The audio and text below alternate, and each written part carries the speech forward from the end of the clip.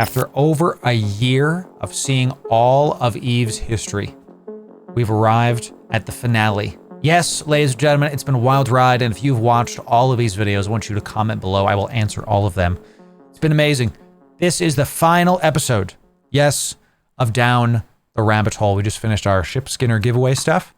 Let's check out what we have here one last time. But while Nullsec returned to a relative state of equilibrium, the game itself would undergo turmoil. After Pearl Abyss purchased Crowd Control Productions, there was concern in the community that they would eventually begin to offer purchases for items that had traditionally only been available to those who worked hard to earn them in-game. And here we go.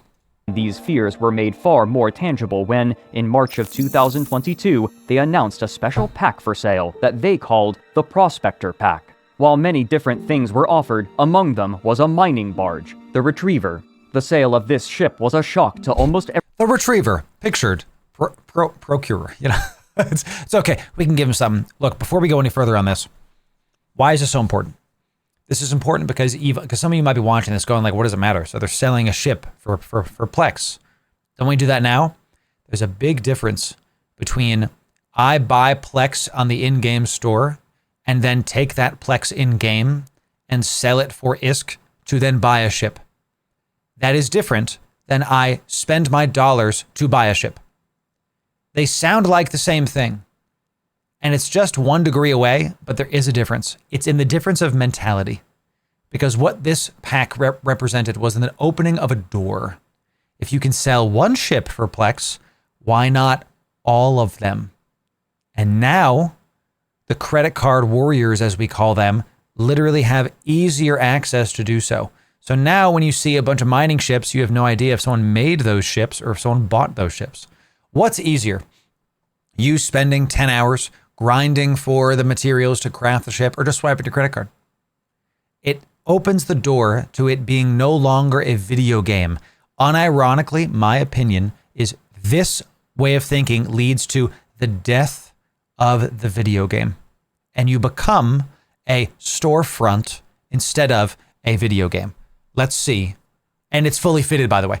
Let's see what happened. So. Everyone in the game. Those who started playing EVE Online often began by mining in HiSec, saving in order to afford a new Retriever so that they could mine more efficiently. Yes. And its existence was symbolic of the struggle for success in New Eden for new and old players alike. The ability to purchase this ship felt like a betrayal. The Council of Stellar Management said as much in an open letter. It reads in part, quote, "One issue that has been a perennial player concern is that of monetization. From the 2011 Summer of Rage to the monthly complaints from players over different ads and new monetization schemes, no one can argue that the core player base in EVE Online cares deeply about monetization and is highly skeptical about the direction CCP monetization has been going." This is a pretty American thing, by the way, or call it a Western thing. Actually, I'm going to take back what I said. It's a Western thing. It's not an American thing. Eastern MMOs, they're full of pay-to-win stuff. It's like part of the culture there. I don't get it. But it's not, I'm not there. I don't understand the culture. I don't understand like why that is. I can tell you here, me, anecdotally, if there's a game that the skin I can buy is cooler looking than the skin I can earn, that makes me annoyed. That makes me upset.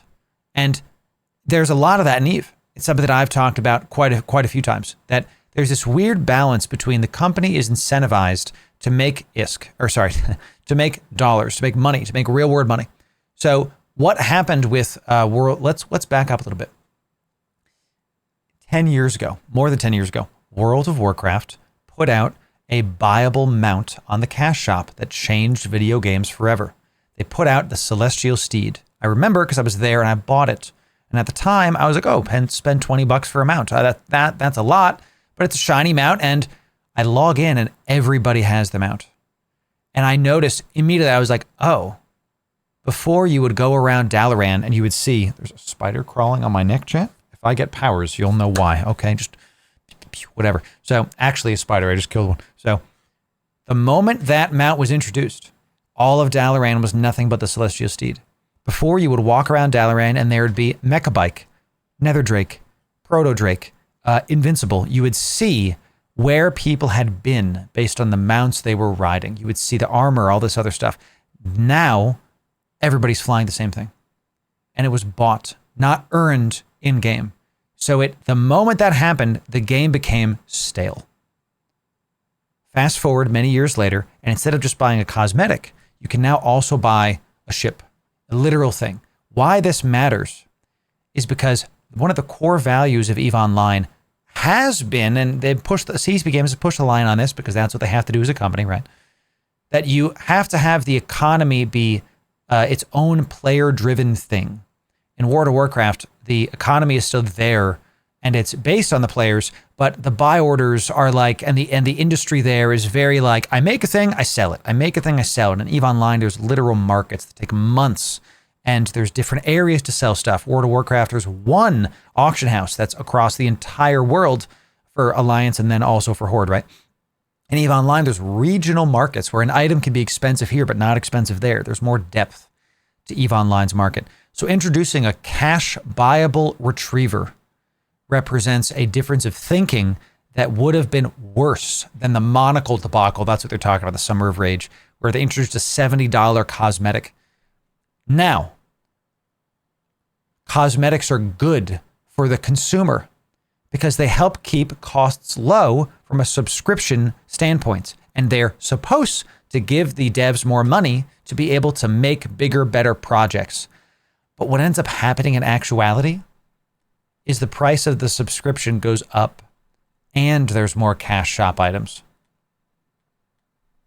That's the problem. Is you open the door to this way of thinking and the corporation goes, we can just make more money. The dance between the company being able to make money and the player base being able to have autonomy in the sandbox they've made literally is one of the points of this video, is seeing the history of how stuff is so you can be able to be better equipped for what's coming. So, right, I hate gacha games. I hate them. Gambling for kids. That's what gacha means. It's gambling. I don't know why it's called gotcha, but to me it sounds like gotcha. Like I've got ya. Like they've gotcha money. You know, I've said I hate gacha games. I played Magic the Gathering and Yu-Gi-Oh for years, and Star Wars Unlimited, super fun. But I actually own the card. If you play a gacha game, you're spending money on gambling on a virtual asset that doesn't exist. It's like it's Fugazi, you know. It's literally, it's not on the elemental plane. It's fairy dust. All right. And it's literally not here. This is why this is a problem. This is why we have to have these discussions, and that's why these videos are important. So, what's Lexi about it? The one line we have always said should never be crossed is the selling of fitted ships. You got it, Steven. This has been consistent. It has been long held and passionately held by most core players. Yes. None of us have talked with any of our fellow CSM members who believe that selling fitted ships was an acceptable means of monetizing the game. Any sale like this would have a negative impact on the in-game economy for a variety of reasons, but most importantly because it would both set the in-game price for ships as a function of the real-life cost of the sale, as we see with skins, and because it would edge out producers by introducing free ships that did not require in-game time and materials to produce. And because it's fully fitted, this is not something small. To make one, let's go to a retriever. To make a T1 module for a retriever, okay? In order to make this ship, you have to get the blueprint. You have to research the blueprint if you want it to be cheaper. You have to gather these minerals, and these minerals are probably, let's say like a couple 100 million ISK per. Okay, so already that's a decent amount of work. But then it comes fully fitted. So it would come with, I presume, our Tech 1 modules. If it's Tech 2, that's crazy.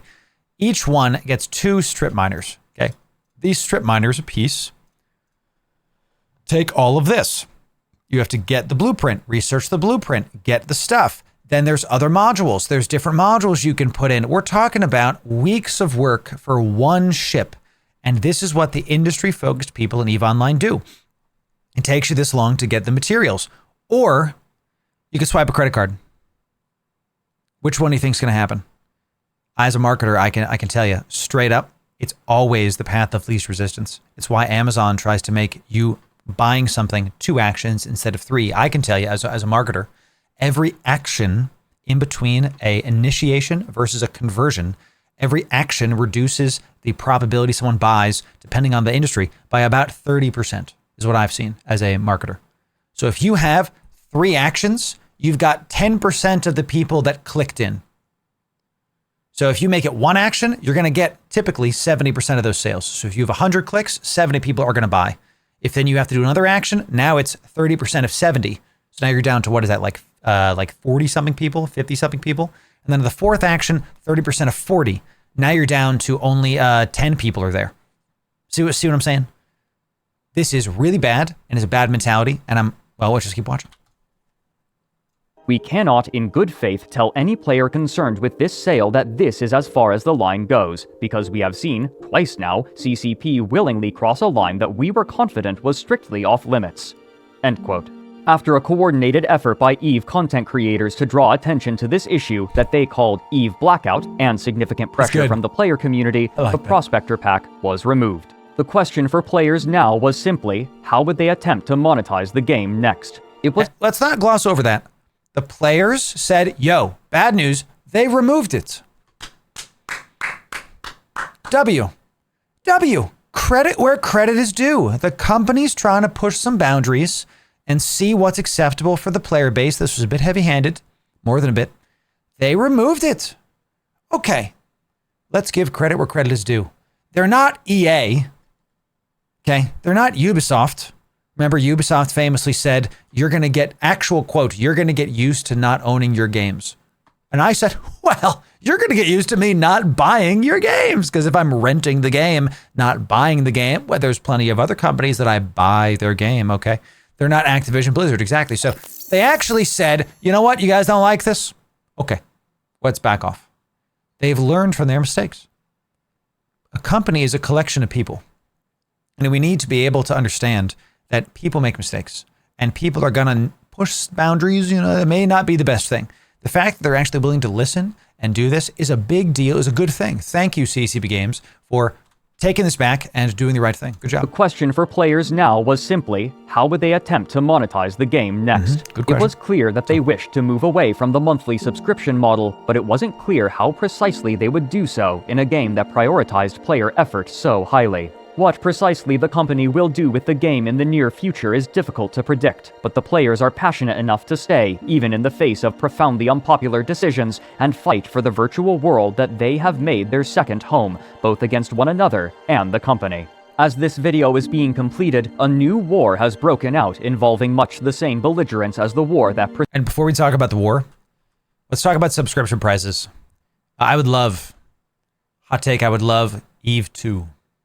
Where you can go on planet like No Man's Sky. I would love that. I don't think that's ever going to happen, just to be direct. I think Vanguard is a good starting point, where Vanguard, you can go on planet, you can interact with EVE ships. I've said this before, in EVE Vanguard, when you're playing it at the last demo, when I was playing it at FanFest, I'm on ship, and there's literally a deluge flies over me, and I was like, oh, incredible. Yeah, but Star Citizen isn't a game, it's a storefront, right? And that's literally what we're like talking about. So, absolutely. I miss these days when EVE are $15 a month. If you follow our stuff on Patreon, whenever there's a Plex sale, like the one that's happening now, you can use the link in my description. The Plex sale happening right now, we show you how to get Omega for $10 a month. It's a bit involved. There's like 4 steps, but you still get it for $10 a month. So, right, Store Citizen, some people call it, right? So some people call it Scam Citizen. I'm going to check out Star Citizen myself. Let's talk about subscription prices for just a sec. Video games that are live service games like EVE Online, in my opinion, should almost never be a one-time price. Because if it is a one-time price, you buy the game and then the expansion's at one-time price and there's no sub, then the rest of the monetization has to come from cosmetics, which means the devs have to keep making cosmetics. You look at games like Guild Wars 2, where the cash shop is constantly being updated with new designs, new armor sets, new weapon looks, new things. And the work of the studio becomes, how do we make money out of the cash shop, not how do we make the game better? I actually like subscription models for games like this because it's a social contract. I'm going to give you 10 to 15 bucks, depending on when I buy Omega, because I use the sales, 10 to 15 bucks. You're going to keep making the best damn game you can. And that's what the subscription price tells me. There's less incentivization to make the cash shop perfect. It has to be done because the subscription price is already bringing in some revenue. Does that make sense? For a live service game like this, if it's like a Borderlands or a Halo or a Witcher 3, whatever, makes sense that it's a one-time price and there's no sub because the game's done. Like they might add some updates here and there, but the game's done. You know, that's it. So Crytek is bad with that too. Don't mind the game breaking bugs. We've got more skins in the store. Yes. The focus of the studio becomes the skin store instead of making a really good game. So I'm okay with subscription prices as long as the game is being updated at a really regular way and the game is improving. Chat, EVE Online is in the best state it's ever been. And today's date is May 22nd, 2024. 2025. I was like, wait, it's not. I just went back in time. 2025. It's easier to get into than ever before. The new player experience is better than it's ever been.